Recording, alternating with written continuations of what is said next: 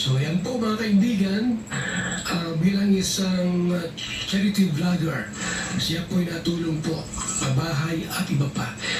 Maliban doon, siya rin po isang negosyante at isang singer. Diba? Huwag niyo sabihin sa amin dito, dapat lang mag-charity kayo. Hindi ko. Apat ang ginagawa namin sa buhay namin. Consumer, singer, charity vlogger, negosyante. Ano ba ito, Jones? Yung isa. Ano ay isa? Mapat din yun. Singer talaga yan. Oo, siyempre para kay Carla yan. Okay. Tapos, nililink nila si Papa Idoro na jowa daw, ng girlfriend daw. Sa'yo, wala namang ganun na beneficiaries na i-link sa'yo? Wala naman? Wala po kuya, wala po Na mga babae. babae? Wala po, Wala karamihan po naman. mga matatanda.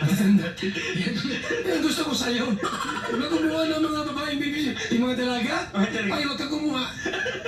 Grabe mga chismosa. Diba? Siya po lang. Oo.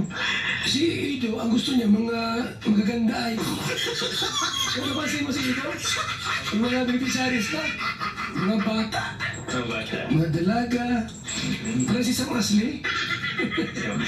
Tama yung ginawa mo, huwag kang gumawa ng dalaga.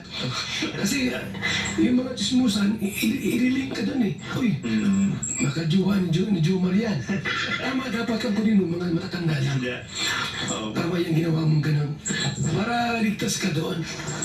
Yung isa nga po, lantaran pang hinalikan po. Yan! Ang hira yan. Mahirap. Yung bata yun. Na-link na.